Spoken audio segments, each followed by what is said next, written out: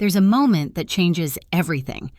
Not when your closet is finally organized or when your kitchen counters are clear, but when you realize that every small act of tidying is actually an act of caring for yourself. Think about it. Before you touch a single drawer or shelf, pause and take a photo. Capture your space exactly as it is, with all its mess and mayhem. Then, after just a little bit of time spent putting things back in place, take another picture from the same angle. The difference might be subtle at first, but when you see those two images side by side, something shifts inside you. It's not just proof that the room looks better. It's proof that you still have the power to create change. Linda, who's 62, once told me she thought she no longer had the energy to keep up. But she tried this simple before and after practice, saving each pair of photos in a small album on her phone. And now, whenever she doubts herself, she scrolls through those images and sees undeniable evidence. I can still shape my space. I can still shape my life. That's the beauty of this approach.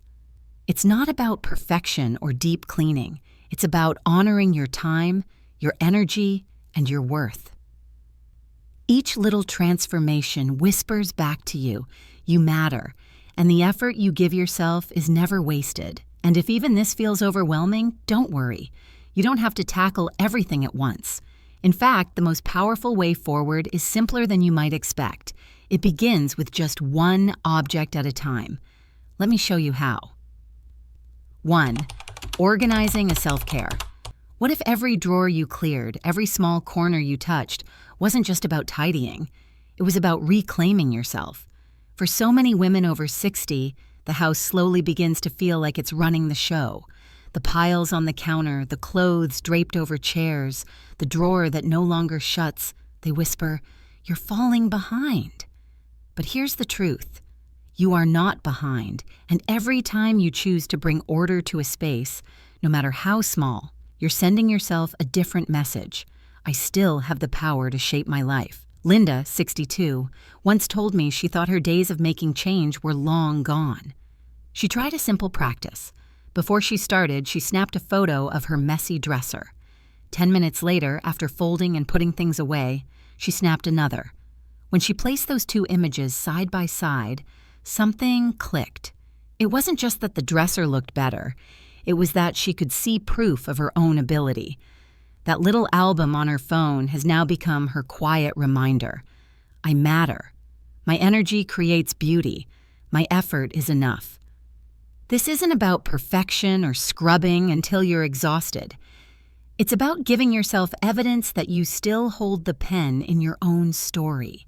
Every before and after becomes a page that says, you are capable, you are present, you are still writing your life with intention.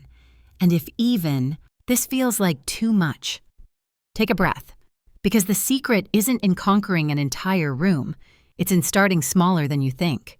In fact, the next step is almost disarmingly simple. It begins with just one single object. And that's where the magic really starts. 2. One object at a time.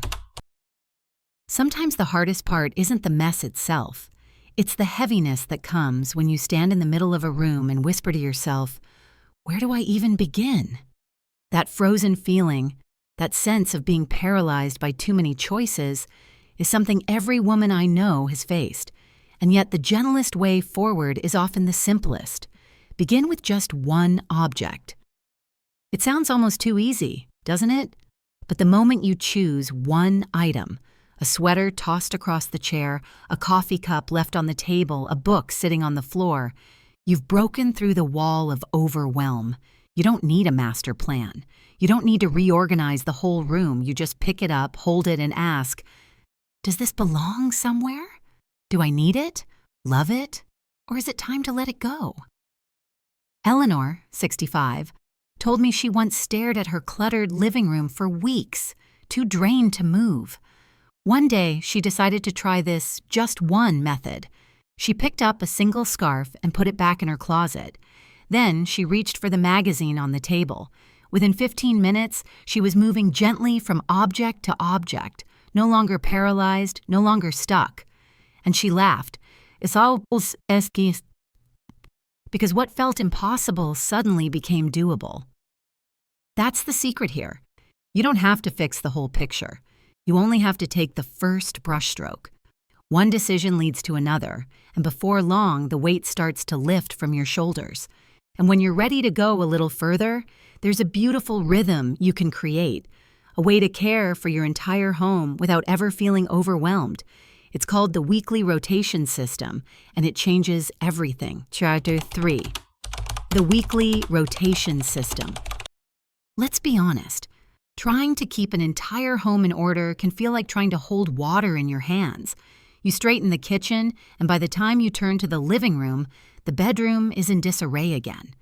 That endless cycle can make you feel like you're always behind. But what if you gave yourself permission to stop fighting the whole house at once and instead cared for it one room at a time? That's the beauty of the weekly rotation system. Instead of spreading your energy thin, you focus on one area each week. Week 1 might be your bedroom, refreshing the linens, sorting the nightstand, maybe finally tackling that closet. Week 2, the kitchen and laundry, nothing fancy, just restoring calm to the counters and cabinets. Week 3, the living room and office space. Week 4, the bathrooms and perhaps your porch or patio. Then you circle back around, steady and consistent, never rushed. A grandmother in Texas once told me this system saved her sanity. She no longer felt guilty about the rooms she hadn't touched yet. She knew their turn was coming, and instead of collapsing into exhaustion, she found herself enjoying the process, lighting a candle, turning on music, and treating each week's focus room like a small ritual rather than a burden. What happens is subtle but powerful. You stop chasing perfection and start embracing rhythm. Every space in your home eventually receives your care, but you never feel crushed by the weight of it all. It becomes a gentle rotation, like the changing seasons, steady and dependable. And here's the best part. You don't need hours every day. Sometimes just 15 minutes is all it takes to make a space breathe again. Let me show you how the 15-minute rule can transform the way you see your home. 4. The 15-minute rule. Have you ever told yourself, I'll need half a day to clean this mess, and then avoided it altogether because the thought felt exhausting? That's the trap most of us fall into, the belief that caring for our home requires massive chunks of time and energy. But the truth is, it doesn't. One of the most powerful habits you can build is giving yourself just 15 minutes a day. 15 minutes is short enough that your mind won't resist. It feels doable, almost light.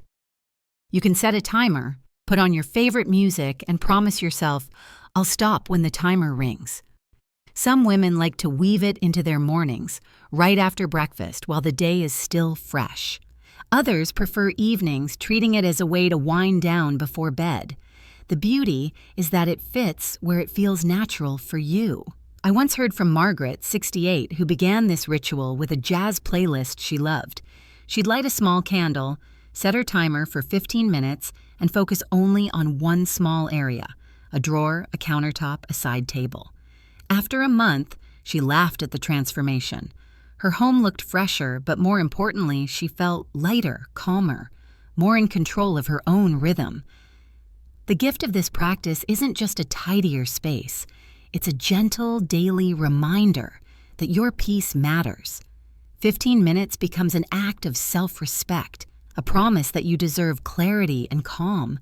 And if 15 minutes still feels too big, don't worry. There's an even smaller, almost effortless shift you can make, one that takes less than a single minute, yet keeps clutter from ever piling up. Let me share that secret with you next. 5. The 1-minute habit. It's amazing how the smallest tasks can weigh the heaviest when we leave them undone. A plate left in the sink, a coat draped across a chair, a bill unopened on the counter. Each of these things takes less than a minute to handle, yet when they pile up, they create a heaviness that feels so much bigger than it is. That's where the 1-minute habit becomes a quiet lifesaver. The rule is simple. If it takes less than 60 seconds, do it now. Now hang the coat. Rinse the cup, toss the junk mail. These little gestures may feel insignificant in the moment, but over time they create a rhythm of order that prevents clutter from ever gaining ground. Take Joan, a woman in Oregon who told me she used to dread walking into her kitchen every morning. The sink was always full, the counters crowded with yesterday's odds and ends. Then she began the 1-minute habit, sliding a dish into the dishwasher instead of leaving it, wiping the counter as she brewed her coffee. Within a week, she noticed the difference. Her mornings felt calmer, brighter, more open. It wasn't about scrubbing or deep cleaning. It was about these tiny choices that kept her space breathing. And here's the deeper gift. Every time you follow through on one of these little acts, you're sending yourself a message. You matter enough to care for the space around you. You're not behind. You're in control. But what about those items that aren't so quick to handle? The things you're unsure about keeping, tossing, or passing on?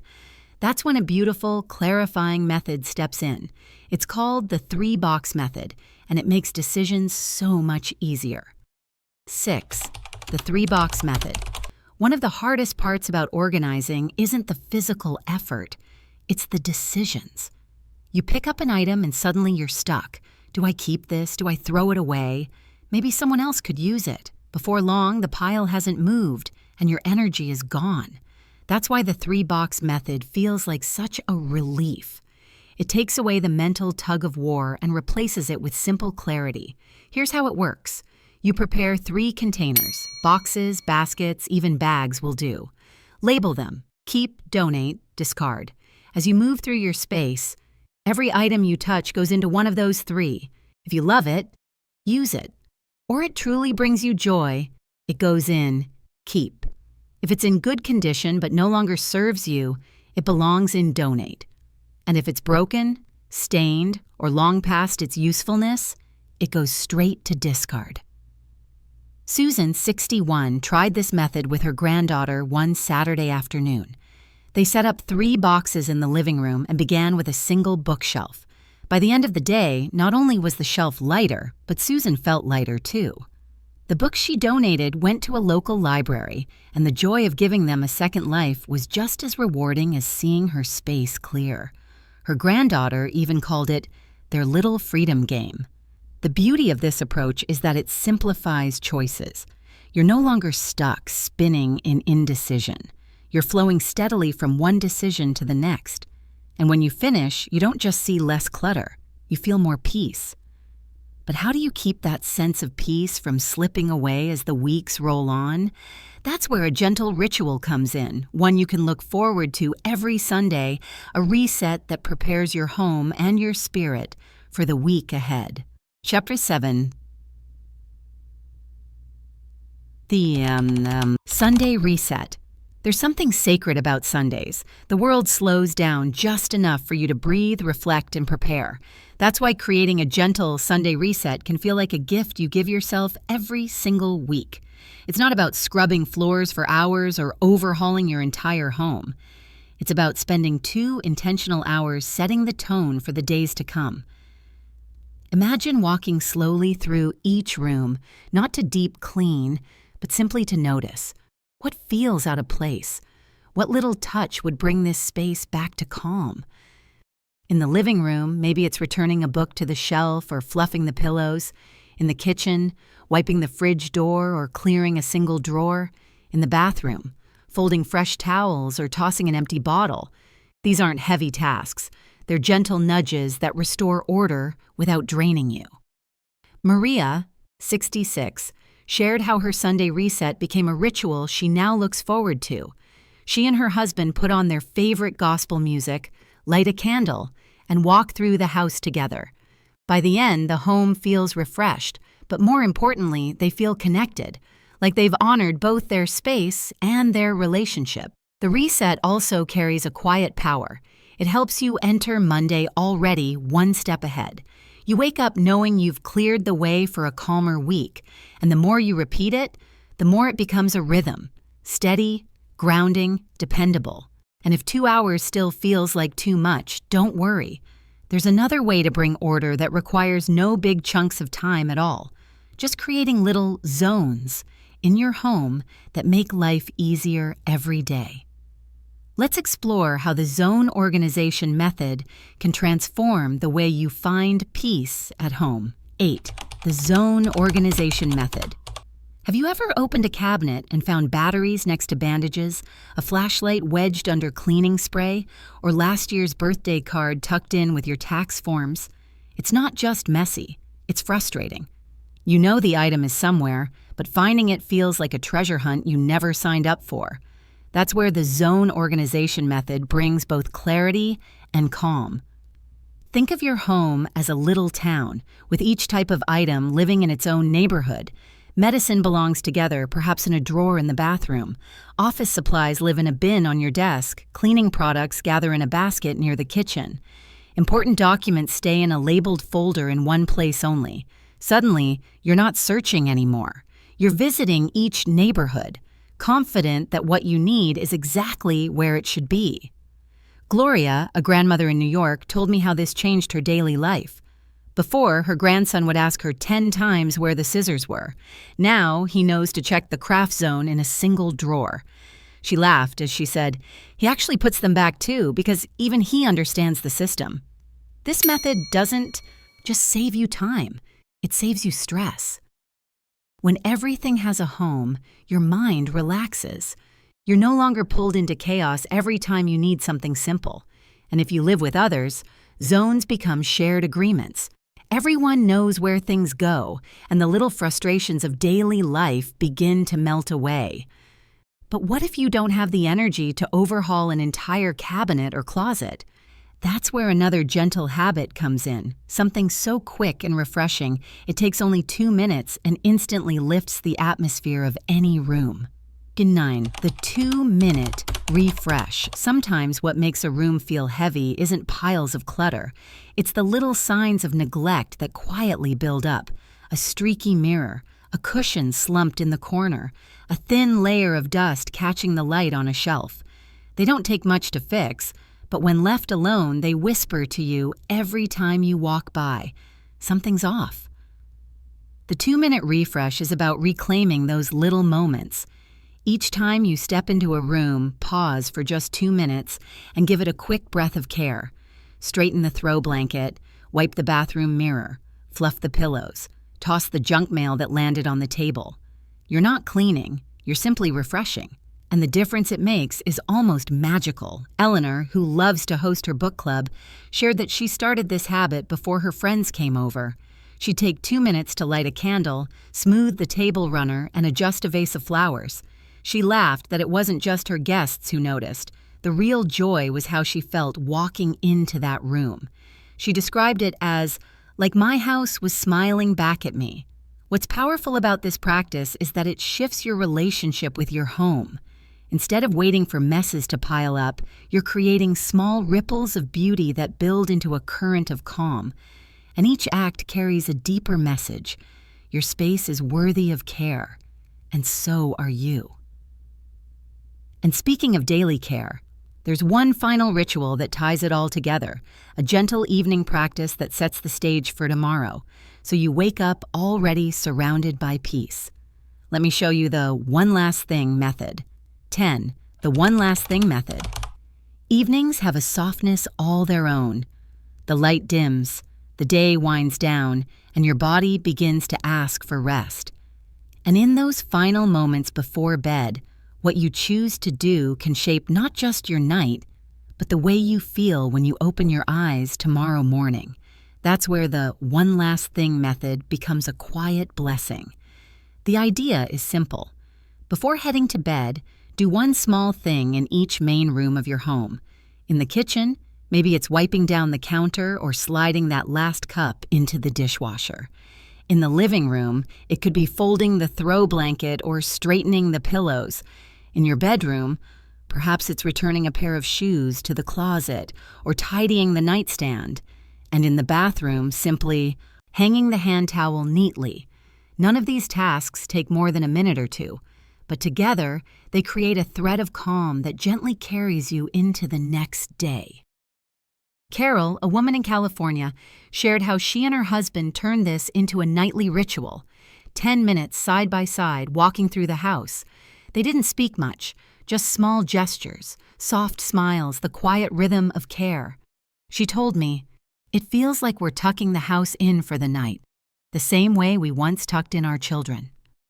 And the next morning, you wake to a kitchen already at peace, a living room that greets you with order instead of overwhelm, a bedroom that feels like sanctuary.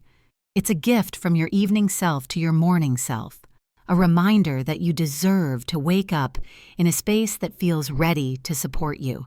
And now that you've seen how each of these gentle practices can transform not only your home, but your spirit, let's bring it all together in one closing reflection. Because this journey has never been just about clutter. It's about honoring yourself. So here we are, at the end of this journey together. But really, it's only the beginning. Over the past few minutes, you've discovered 10 gentle ways to care for your home without stress, without pressure, and without perfection. From the quiet power of before and after photos to the simplicity of the 1-minute habit, from Sunday resets to evening rituals, each step is a reminder of something much deeper. This is not about tidying things, it's about caring for you. Your home is more than walls and furniture. It's the mirror of your spirit. Every drawer you clear, every surface you refresh, whispers back, you are capable, you are worthy, you still have the power to create peace for yourself. And after 60, that truth matters more than ever. You've spent decades making sure everyone else was okay. Now it's your turn. Remember, you don't need to do all 10 tips at once. In fact, I hope you won't. Just choose one that speaks to your heart today. Begin there, let it carry you forward, and watch as your home and your confidence begin to shift. If this video touched you, I'd love to hear from you. Which tip are you excited to try first? Share it in the comments, give this video a like, and subscribe so we can keep walking this path together. And if you know a friend who deserves more peace in her space, please share this with her too. Your dream home isn't about perfection, it's about peace. And peace begins with one simple choice, the choice you make today. And I'll be right here cheering you on.